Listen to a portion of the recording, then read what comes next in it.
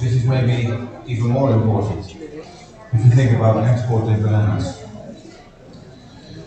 So my talk will be on prevention, following and fighting Fusarium in banana. Just a few details: forestalling or preventing on a country level, on a plantation level. Following, so tracking, what's the dissemination of tropical race for internationally, but also here in the region. How can we detect it? How can we maybe map it much faster? Because I think it's really important. And then finally, a few aspects of how can we actually control or fight Fusarium. Can you see the details over there? So this is what I saw when I entered the airport. The left one is in Colombia, I believe. No, sorry. The left one is Ecuador. In the middle is Colombia, and the right is Guatemala. So this is thanks to OISA and their campaign to make people aware of the danger of tropical rainfall.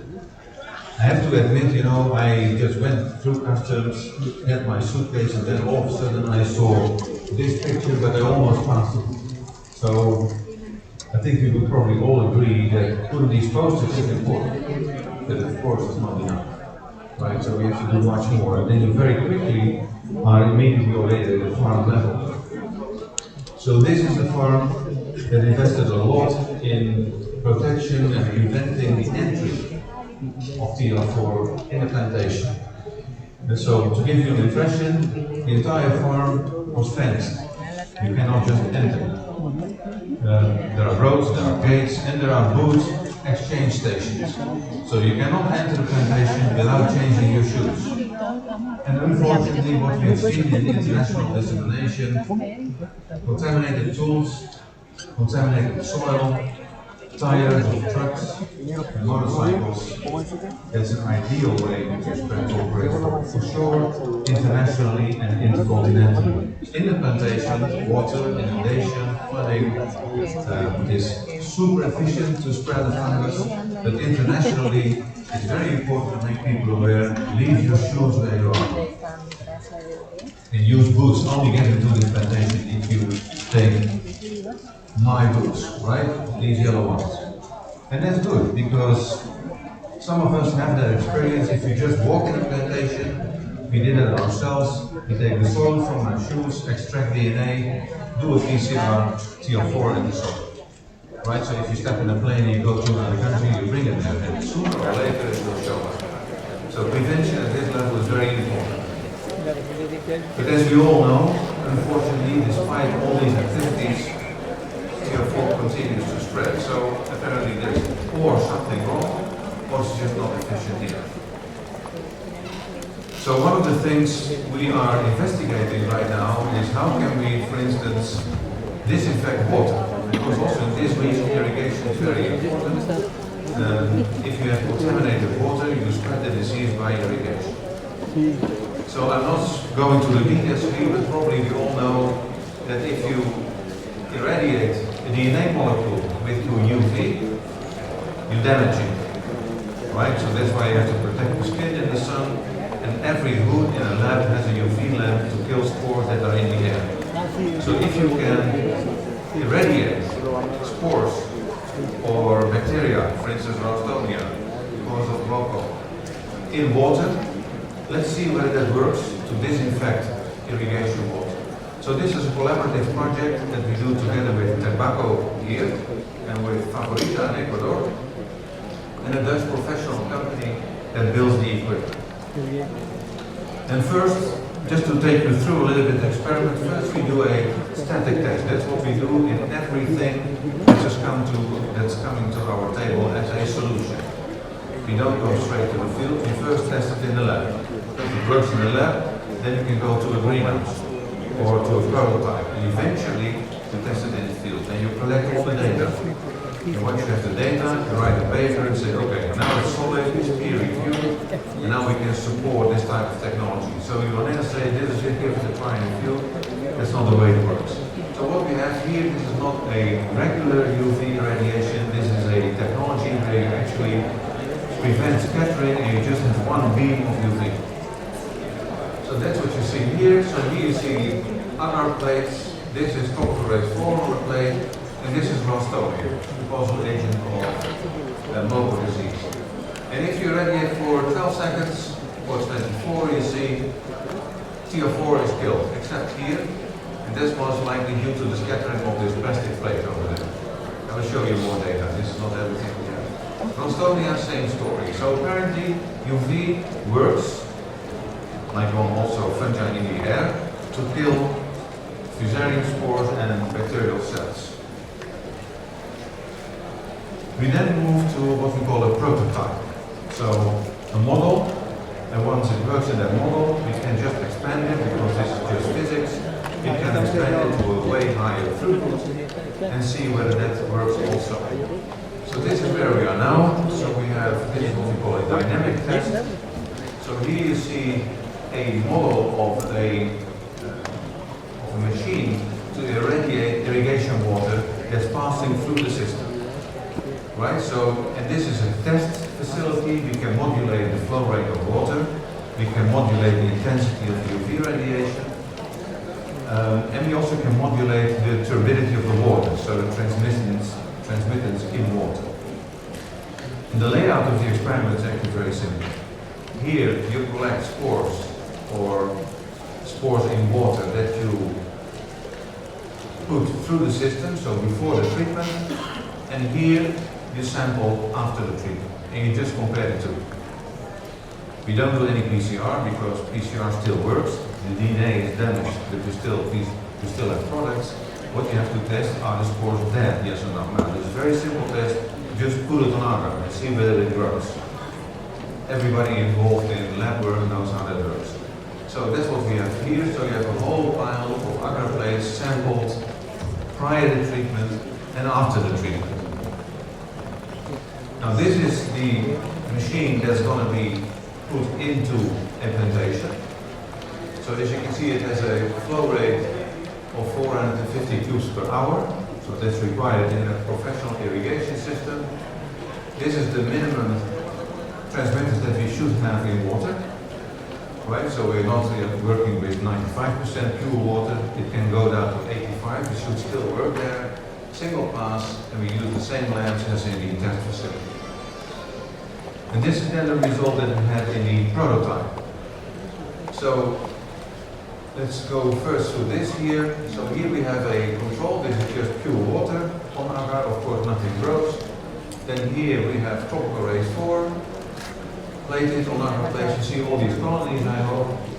And so that is, the fungus is just growing, no treatment. And then we irradiate with a high level, a middle, and a low joules per square meter. As you can see, here at the high irradiation, TO4 is dead. In the middle one is dead. Oops. And only here, when you have a low radiation, you see few colonies. You also see it here in this table. And of course, we also modulate the turbidity of the water. So 95 transmittance, 90, 85, and 80. To make a long story short, we only see TO4 showing up if we irradiate with a low intensity. And as I've shown you in the previous slide, in the professional equipment, we go for the highest intensity. So this looks really promising, you know, because you have the flow rate, the water is going through that system. Despite it's moving, you kill spores in that water that is passing through. So phase 2 is now completed. Now we are ready for phase 3. That's kicking off the coming months. So in a few months we should have data collected in the field where we have literally infected water and see whether when we expand the throughput of the system we still can kill TO4. Now this is an example that can help us to at least, you know, slow down TO4 at a plantation level. So prevent its entering, but when it's there, you take drainage water, you take irrigation water from the river. What we see in Southeast Asia and the Philippines, many of these rivers are contaminated, and in that way you spread the disease in your plantation. So clean water, super important. Now on the dissemination. So as I said earlier on, we shouldn't be optimistic about TO4. Despite everything we do, and everything that's been done by the entire sector, it still spreads. So originally, TO4 is here from Southeast Asia. the center of origin of banana and the center of origin of all its pathogens, including the Black Sea pathogens and Fusarium. Now, somewhere in the 60s, apparently there was an individual plant from Sumatra over there transported to Taiwan. That was around 10 years after the sector finally embraced Cavendish as the solution. Why? Because Cavendish was super resistant to the strains that caused the first epidemic. And you all know that first epidemic was devastating banana production in Central America. So Cavendish was not bred. Cavendish is a wild germplasm that was collected in Southeast Asia, barely survived in a botanical garden, but somewhere down that line people found out, hey, it's very resistant to Fusarium fungi. But in '67, unfortunately, Cavendish showed also Fusarium wilt symptoms in Taiwan. This was noticed, it was even published, but honestly, hardly anybody was worried, really. This was really considered to be a South Asian story. So until 2013, TR4 had been spreading all across Southeast Asia. First it jumped over to mainland China, then it went to Southeast China, then it moved more west, Guangxi, Yunnan, Malaysia, and so on and so on. And the sector really kind of woke up in 2013 when we detected TR4 first in Jordan. A very small plantation in the desert, 1,500 hectares, but despite that fact, TR4 in Jordan. And since then, we're not going through all the details, since then, we're now in 2023, that's why we have the arrow here, Venezuela. It has spread to 13 other countries in barely 10 years. So don't tell me we're doing good, right? We implement prevention, we put posters, and yet it continues to spread. So what is then the final solution? We probably can slow it down, that's why we do all these different things, but we have to do something else, right? So, tracking TR4 is of course important, and now we have the tools. In the past, it took about 2 to 3 months to determine whether a strain is TR4 yes or not. And I'm very happy that Miguel Dita is in the audience, because Miguel came to our lab about 15 years ago, 2008, 2009, and when Miguel came, he said, let's do something that really is strategic. And together with Miguel, we developed a molecular diagnostic for TR4. Now there are many diagnostics. But the good thing of this diagnostic is that it's commercially available. Anybody in the audience can buy it. And it's a kind of simple recipe. And so having reliable diagnostics is super important. This was the first one. And we used it at every case. Works very well. Nowadays, a few years later, we published this one. That's another diagnostic that is faster. For this one, the one we published first, you need a lab. You have to train people. You have to know what you're doing.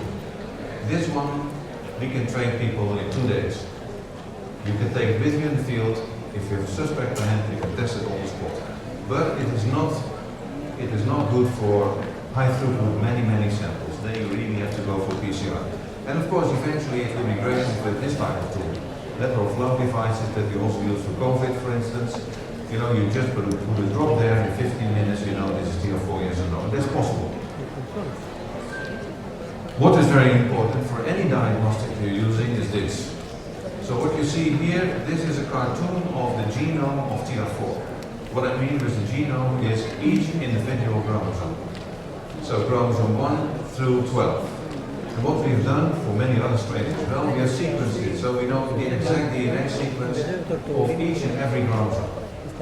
The red dots here, that's what's called the telomere, the ends of the chromosome. And as you can see, the diagnostic that Miguel developed has its target here on chromosome 4. So if you use another diagnostic, of course you should use another target, because then one diagnostic is confirming the other, right? So you kind of double check.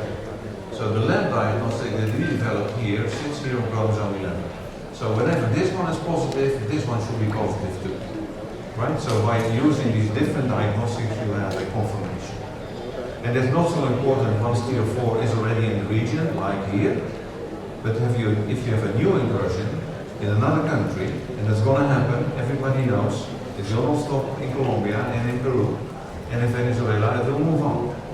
So we have to use this type of diagnostics to really assure, yes. And eventually, of course, what we do, we sequence all those strains.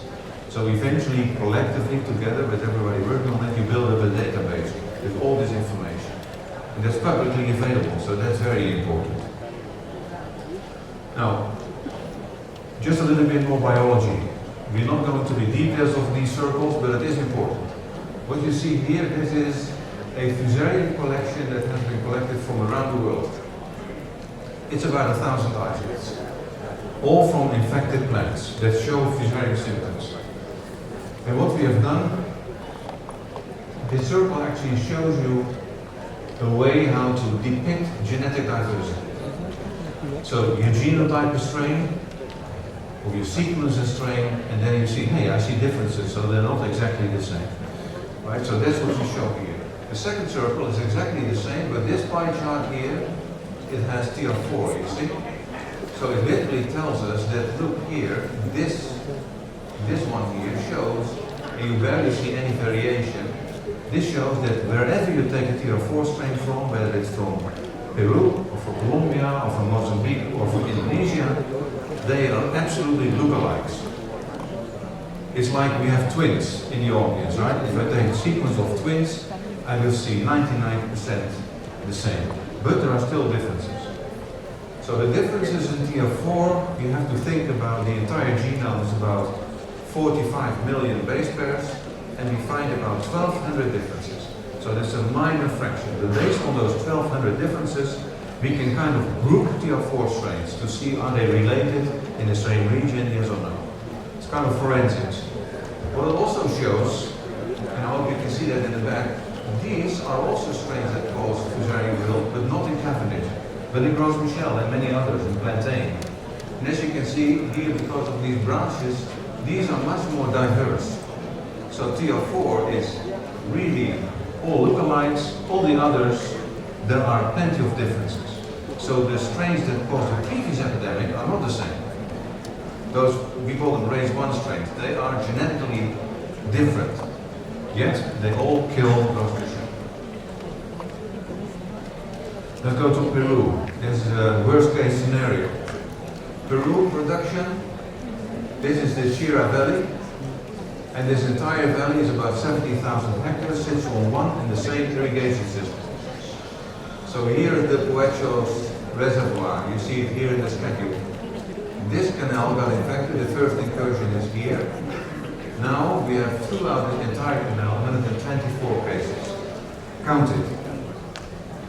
Most likely there's much more. And unfortunately, this region, and here you see those different canals, this region was hit by a major storm. So now there has been flooding across this region. Just imagine what's going to happen with TR4. There will be in other channels. This is a very pessimistic story. And of course the underlying problem is we all grow one and the same super susceptible variety. And that's something we need to address. So Peru, unfortunately, worst case scenario. And water is the disseminator here. You can't solve it. Just a few details, because what we did here, to identify suspect plants, we started the project with a couple of partners, also industry partners in Peru, and we worked together with a company and they mapped the entire area with a plane. You cannot map 70,000 hectares with a drone, forget it. But with a plane you can do it. Satellites is often difficult, right, because you have clouds, the resolution is not that high, but with an aeroplane you fly at around 2,000 feet, and your resolution is 5 to 7 centimeters. So by using AI, you should be able to identify suspect plants. But just to give you an impression, how can we ever control tier 4 in the system? Look, this is the network, just a shot. This is the plantation, we have a path, we have primary roads, secondary roads, and tertiary roads. And there are people walking through the plantation, there are cycling through the plantation, there are motorcycles and cars. if you have tier 4 on your soil approach, you can't stop it. There, forget it. It's not going to work. So it's super complicated. Now what we did is we have zones that we identified from the air and said, hey, these are suspect zones because that's open spot implantation. And here in all these cases we confirmed, yes, that's tier 4, also the blue ones. Right? So you see how rapidly it's disseminating at the local level. So here we are too late. It's endemic. And I heard it's the same situation in Venezuela. So what is important? That's speed. You know, we have to invest in prevention now. Countries that don't have a report of tier 4 actually, in my opinion, should start flying the area. Fly over the zones and try to identify suspect spots. Because if you see one, you can call your national plant protection agency and say, hey, I have a suspect plant there, can we go there, sample it, test it, and just imagine it is tier 4. Then you still have the space and the time to isolate. Every case now is always too late. Once it shows up, you cannot deny it anymore, forget it, you cannot control it any longer. So if you wait, you are too late by definition. So the sooner you can identify suspect plants, the better it is. And therefore high throughput mapping with aeroplanes I think is really an option. And we're discussing this type of project here in the region. So this is, again, a little bit more science, but it's interesting to show, because what you see here in this chart is all the tier 4 strains that have been sequenced. So we have the entire sequence of all those strains. And what it, for instance, already shows is nobody can accuse, nobody can accuse Colombia for tier 4 showing up in Peru. Right? So if you sequence those strains, you really see the Colombian strains sit in an entirely different corner than the Peruvian strains. This is indicating two separate introductions. It's also, of course, indicating again that prevention doesn't work. Right? We don't have a sequence of Venezuela yet, and of course we're all curious where will Venezuela end up in this map. Most likely somewhere here. But for instance, here you see strains from the Middle East, they sit together. Pretty close to these ones here. Then you have here Philippines, Pakistan, Australia, Mozambique, again, quite distant. So we cannot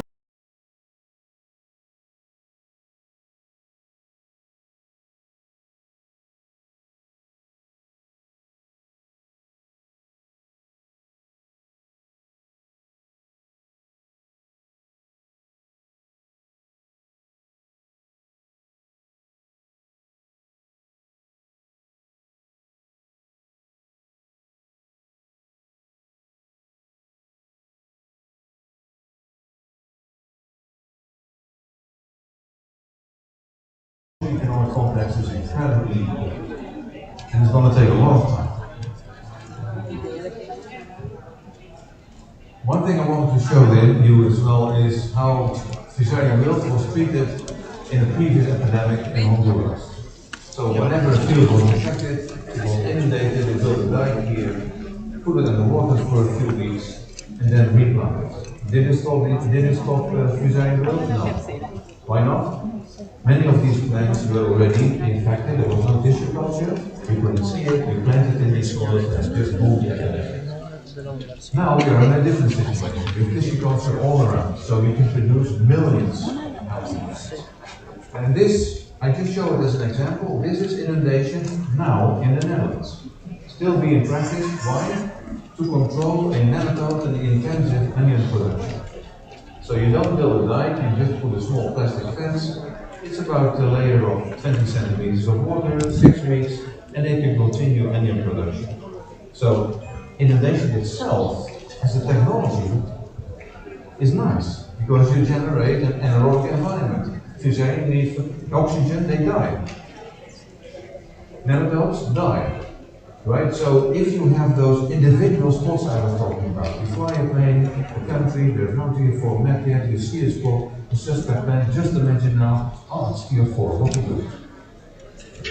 I bring it just up, we can discuss that later. If you take it with a fence wide enough, you put that on the water, you have one advantage. It's sure, real coronavirus, and second, it prevents the people just walking. You can put, this red, white tape. People don't care, animals don't care, they just cross it. But if it's water, you don't cross it. Right? So practically it might be something that you could try out as well. It's not a solution, it's only to deal with the incursion of what you want. This is what they do in the Philippines. So I showed you this from the helicopter. What they often do is rice hull burning. They take an infected plant, chop it down to pieces, cover it here with rice hull, set that rice hull on fire, that is smoldering for 3 days. The temperature at the floor level is 300 Celsius, so super hot, but we found Fusarium up to 1 meter. So only the top layer, we reduce Fusarium, but not in the lower layers. So what you're doing here, you're literally burning mine. It's not effective, it's window dressing. And that's what you see here. You see all those spots where they continuously have to kill more and more plants, but it does not stop the disease. Right? So again, my recommendation, don't use rice hull burning because there's not a way to stop the disease. And on top of that, Fusarium has an incredibly complicated epidemiology because it's a killer on malaria, but it's a friend in many other plants. Here, this is a model grass. TR4 just sits in that grass. It goes in the roots, it grows in the plant, no symptom, it never kills the plant, but it even gets in the seed. And this is not the only one. There are plenty of weeds that host Fusarium. That's one of the reasons why if you abandon a banana plantation after Fusarium wilts and you start growing maize, rice, whatever, you come back 10 years later, I guarantee you that in a year after you start planting bananas, you will have Fusarium wilt again. That population is just there. If you leave it and you start growing something else, it stays there. It just goes to another host. That's one of the reasons why TR4 is not a mutant of race 1 strains. I showed you that in that circle, right? TR4 is really something else. It came from Southeast Asia, from Indonesia, and spread around the world. It's not a mutant of race 1. That's what you see in many other plant pathosystems. You see it in Sigatoka pathogens. If you put a fungicide, you generate mutants. Those mutants are less sensitive. It's incredibly increasing. That's why you have to increase your cycles all the time. You filter out mutants that are less sensitive. So that's why we spray now 70 times in Costa Rica, Mauricio, más o menos. Here maybe 40, 50 times. We started in the Philippines with 50, now they're at 65. Because of the selection pressure. Selection pressure of Fusarium, fine. It just goes to another plant. So a soil-borne pathogen that is very versatile, can just go in another host. Folks, this is one of the most complex diseases we have. And it requires really something else to control it. Biocontrol. I'm not going to the details, but what you see here, of course, in the roots and around the root there are many microbes. Plants are not sterile. Also in the plant system. Here we have a plate where we mix the agar with TR4. And where you see those open zones, here are, in each cell is a bacterium. When you see those open zones, that is where you have biological activity of that bacteria against TR4. So when the bacteria is growing, you see an open zone, Fusarium has a problem. Biologically interesting. So what we did, we took many bacteria from the rhizosphere of plants. And here we sequenced about 1,000 strains. And as you can see, the far majority in this pie chart, no effect. But there are also promoter strains. 22% of those strains give TR4 a boost, grows faster. 5% really suppressive. And of course, that's what you see here in this bar. So the zone of inhibition varies, but they do suppress TR4. So as a phenomenon, biocontrol is super cool. And we know so much more over the last couple of years of what's happening in the microbiome by sequencing technology. Even plants that recruit their own beneficial microbes. Both species, even different varieties. So eventually we probably can use them. But biocontrol as a solution for TR4, I'm very glad. I know. Forget it. Rolling out biocontrol over thousands of hectares. Physically impossible. So So it's good to understand and to study these mechanisms, but don't tell me that you can control TF4 using biocontrol. It can help to slow down. Yes, we need to use all the different things. But an ultimate solution, that's why you have to think about, where do we put our money? This is what we started in the Netherlands. The banana breeding company in the Netherlands. Can you think about it? We don't grow bananas, but of course, we can crop bananas. So we crop all our crops in the field. Yellow way started 15 years ago. No. As I said, we do all the processes in the greenhouse. About 95% of the crosses we make at the deployment are successful. It's not difficult. You can cross wild bananas and you can build a new geography. So what is different? What we do, everything we do is sequenced. So we sequence all those banana ancestors. Over 150, we have sequenced hundreds of strains of the fungi. And we put all that information together to make the best choices. And of course, we know already there are more or less occurrence of catalysts in growth and cell from all the sequencing that's being done. So we're not randomly crossing, we are targeting to see can we develop new varieties. This is an investment by Chiquita. So it's a Chiquita Fiji, which is a leading genetic technology company in the Netherlands and a startup. And what I'm showing here is, of course, black Sigatoka is very important for Chiquita. As I said, Sigatoka controls millions of dollars per year. Each year, over 5,000 tons of carbon dioxide directly emitted by Chiquita, and the larger part is due to black Sigatoka. So if you develop new varieties, we're not just talking about TF4, we're talking about Sigatoka and others. The only way to combine that, maybe not everybody will agree, but the only or the best way to combine them is classical breeding. But using the latest genetic tools to really speed it up. So that's what we do now at the lab. So we field trial our materials in the Philippines and in Indonesia. Generate those populations. We have the markers, so we know if you make a cross, we even don't have to test for TF4 because we have the genes, and we know that this cross practically has resistance to TF4. So this is, of course, these are important developments. We are not the only ones. There are more breeding initiatives, as you know, but we really do it differently, and we do it way faster. So that's the other one, new varieties. Just to give you an idea, we screen, of course, in the greenhouse many plants. You see the summary here on the right. 500 sessions have been tested with TF4. That takes you about 4 years. Screening TF4 resistance in banana is not a quick story. It's a slow system. The required level, that's very clear. Our benchmark is catalyst. The resistance levels should be similar to catalyst to raise 1. We have that example in front of us, everybody. Whatever infestation you have of raise 1 strains, you can grow catalyst everywhere. So this shows us already for decades that that level of resistance is perfect. So we shouldn't deal with anything worse than catalyst level of resistance. That is what's required. And that's why I wrote down there, tolerance to TF4 doesn't exist. Forget it. Tolerance is less susceptible. And less susceptible tells you it takes longer, yes, but it's still susceptible. That's not the level we need. We need the level of catalyst. Because we know from practice, everybody here in the audience knows from practice, that helps us out in the first epidemic. So, well, how is it possible that we still don't know how many genes does catalyst have to raise 1? All the genes identified in banana can count on one hand. I worked for 35 years in wheat.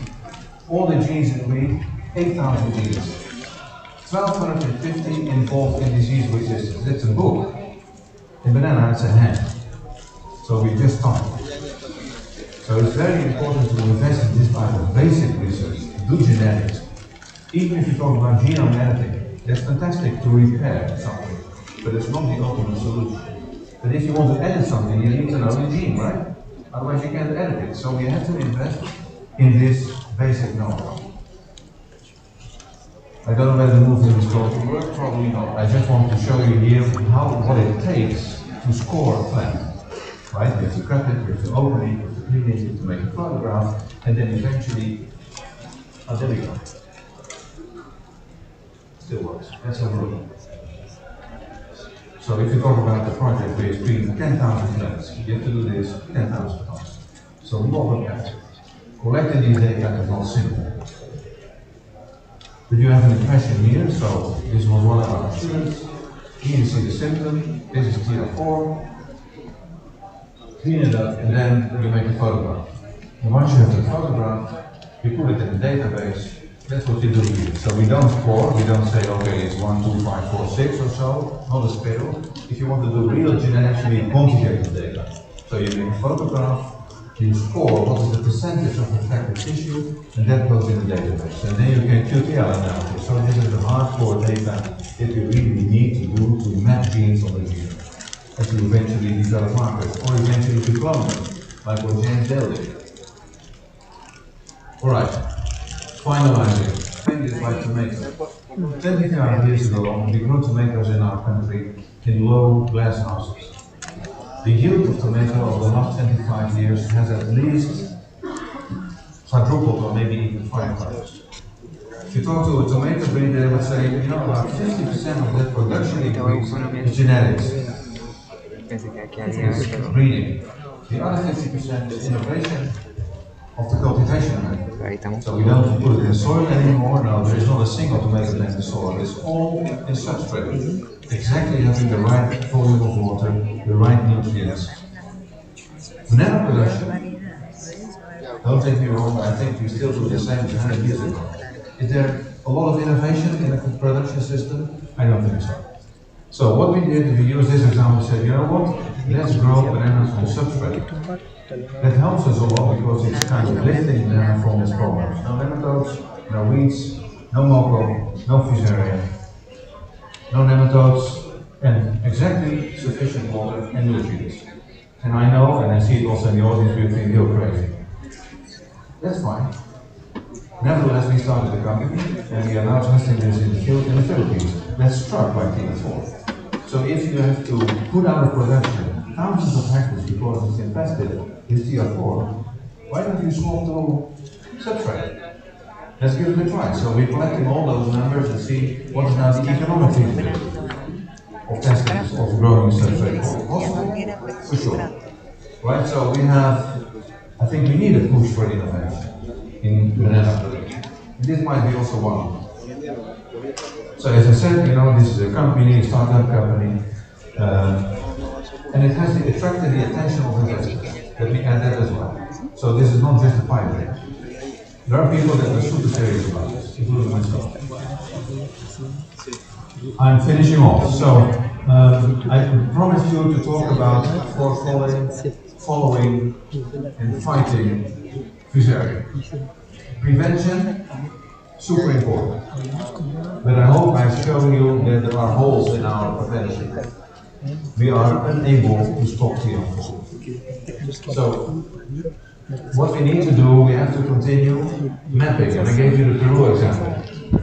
Right? So, mapping by workers in plantations, looking at each and every plant, whether it's symptomatic or not, undoable, right? So we need how to do it. So as I said, we are talking to other countries in the region to develop a collaborative project where we can proactively map banana production areas to identify those suspect holes.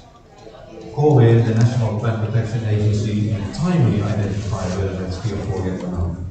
So, and from the air you cannot hide it. And of course, I think we all realize that's also a practice. People hide it, you know, and then all of a sudden it's there and it's far too far and you can stop it anymore. And eventually, and I hope that message came across, we have to get rid of chemicals. We need something else. We need to breed. There are very promising developments also here in the stands. There will be talks about cavities that is resistant to TR4, exciting. But it's still super susceptible to bacteria. So the only way to address that is we need new varieties. The banana production system globally is super unsustainable. So how can we improve sustainability? We have to diversify. And that's also a collective effort. It's not just the growers, it's the retailers, it's the shippers, etc. But eventually we need diversity. We need more varieties. And that's also good for the consumer. It's going to be an effort. But the moment we have germ plasm that is outcompeting pathogens, that will sooner or later start. And I hope I've shown you that yes, that's coming. So be prepared. New varieties are on their way. And until then, let's do everything we can to control T4 as much as we can. So I'd like to thank my team in Wageningen, of course also our collaborators and sponsors, and I'd like to thank you for your attention. Thank you very much.